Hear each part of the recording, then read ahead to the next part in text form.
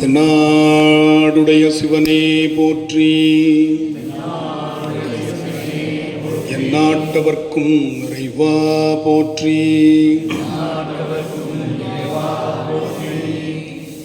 எல்லாம் வல்ல பெருமானுடைய தனிப்பெரும் கருணையினாலே இந்த நாள் நமக்கு மிக இனிமையான நாளாக வாய்த்திருக்கிறது. பெருமான் கருணை நீள நினைந்தடைய நித்தலும் கைதொழுது வணங்கி மகிழ்ந்து, இன்று நாம் வந்திருக்கக்கூடிய தலம் திருப்பட்டீச்சரம் என்று சொல்லக்கூடிய தலம் காமதேனு பூசித்த தலம். எனவே இங்கே பார்த்தீங்கன்னா தெரியும், அந்த காமதேனு சுவாமியினுடைய சிவலிங்க திருமேனி மீது பால் சொரிகின்ற காட்சி. எனவே காமதேனு பூஜை பண்ணதுனால சுவாமியினுடைய திருநாமம் தேனுபுரீஸ்வரர் என்று பேர். அம்பாள் ஞானாம்பிகை, ஞானத்தை தருகின்ற அம்பாள், அதனால் ஞானாம்பிகை அப்படின்னு பேர்.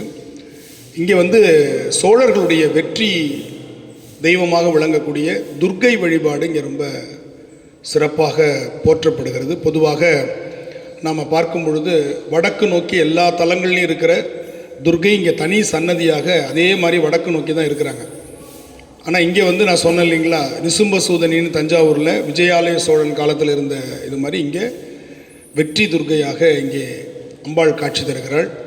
அதனால் வெற்றி, வீரம், பகை இல்லாமல் வாழ்தல், பழி இல்லாமல் இருத்தல் அப்படின்ற பல காரணங்களுக்காக இங்கே துர்க்கையை வழிபடக்கூடிய வழிபாடு நாம் பார்க்குறோம். மகிஷாசுர மர்தினி என்று சொல்லி துர்க்கை வழிபாடு என்பது தமிழ்நாடு முழுக்க மட்டுமல்லாது இந்தியா முழுக்க இருக்குது. மகிஷன் என்று சொன்னால் அது ஒரு அரக்கன் என்று நாம் நினைப்போம்.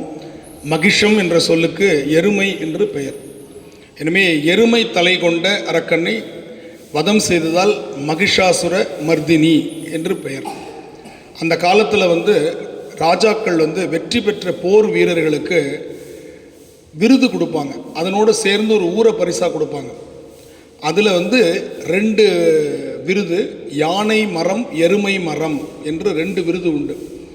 அந்த எருமை மரம் என்ற விருது பெற்ற மனிதனுக்கு வழங்கிய ஊர் தான் எருமையூர். அது பின்னாடி மகிஷ ஊர் என்று மாறி மைசூர் என்று கர்நாடகாவில் இருக்கிற அந்த ஊரினுடைய வரலாறு. அந்த காலத்தில் ஒருங்கிணைந்த தமிழ்நாடாக இருந்த பொழுது எருமை ஊர், அந்த எருமை ஊர் தான் பின்னாடி சான்ஸ்கிரைஸ்ட் பண்ணும் பொழுது அந்த எருமை என்பதற்கு மகிஷம், ஊர் அப்படி தான், ஊர் பொது சொல்லாக வச்சுக்கிட்டாங்க. அதனால் மகிஷ ஊர் மைசூர் என்று அது மாறியது அப்படின்னு பார்க்குறோம். பின்னாடி திரும்பவும் அது கர்நாடக மொழியில் மாற்றப்பட வேண்டும் என்று சொல்லி மைசூரு, ஏன்னா அவங்க ஒரு உச்சரிப்பு உகரத்தில் முடியும், நம்மளுடையது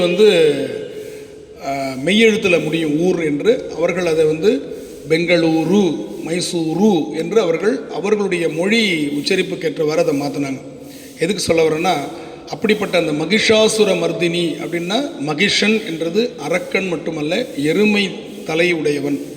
எனவே அவனுடைய எருமை தலை என்கின்ற ஆணவத்தை வீழ்த்தி, அதாவது 3 குணம், இது எல்லாமே தத்துவங்கள், அதை நம்ம புரிஞ்சுக்கணும். எருமை தலையை வெட்டினாங்களா, அரக்கனை வெட்டினாங்களா அப்படின்லாம் யோசிக்க வேண்டாம். 3 குணங்கள். சத்துவ குணம், அமைதியாக இருக்கிறது, எதையும் யோசித்து செய்வது, அது சாத்வீகம்னு சொல்லக்கூடியது சத்துவ குணம். இன்னொன்று தாமச குணம், அதுதான் அரக்கர்களுடைய குணம், தாமச குணம் என்று சொல்லுவோம்.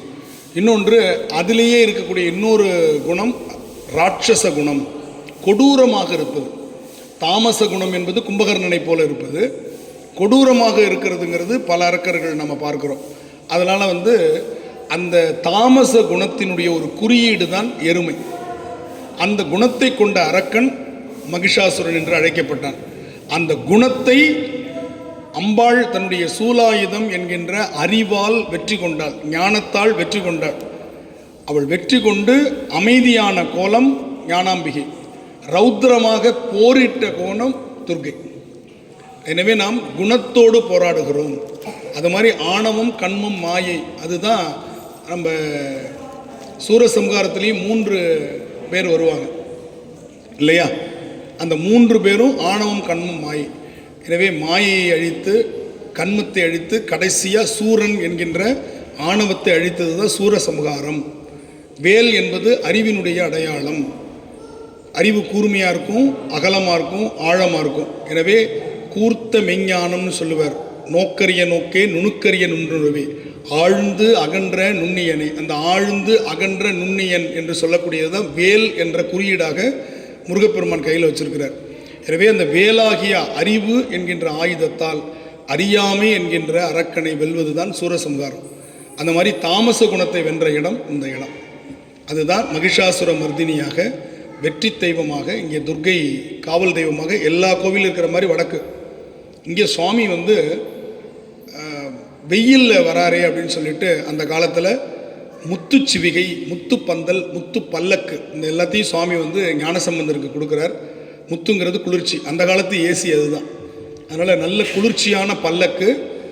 அந்த பல்லக்கில் முத்து பந்தல், முன்னாடி அந்த பல்லக்குக்கு மேலே ஒரு பந்தல், முத்து பந்தல், இது முத்து சின்னங்கள் எல்லாம் கொடுக்குறாரு. அதை ஞானசம்பந்தர் அழகாக பார்க்கறதுக்காக இந்த தலத்தில் நந்தியை விலகி இருக்க சொன்னதாக. இந்த தலத்திலும் சுவாமிக்கு நேராக நந்தி எங்கேயுமே இருக்காது.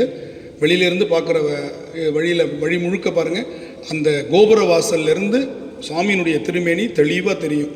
கிட்டத்தட்ட நமக்கு 1/4 கிலோமீட்டர் அவ்வளோ தூரத்துக்கு அந்த திருமேனி தெரியுமாறு சுவாமி அவர் ஞானசம்பந்தருடைய அழகை பார்ப்பதற்காக நந்தி விலகிய தலங்களில் இது ஒன்று. திருப்புந்துருத்தி நேற்று பார்த்தோம், இது ஒன்று. இன்னொன்று நந்தனாருக்காக திருநாளை போவார் என்று சொல்லக்கூடிய நந்தனாருக்காக நந்தி விலகிய தலம் திருப்புன்கூர் என்ற தலம். அப்படி இது சோழர்களுடைய மிகப்பெரிய ஒரு கோட்டையாக, தலைநகரமாக விளங்கிய ஒரு இடத்துக்கு நம்ம வந்திருக்கிறோம். வரலாற்று சிறப்புமிக்க தலம். இங்கே வரலாற்று சிறப்புமிக்க ஒரு திருவிராக திருப்பதிகத்தை ஞானசம்பந்த பெருமான் சாதாரி என்ற பண்ணில் பாடியிருக்கிறார். அதை நம்ம இப்போ பார்க்கலாம்.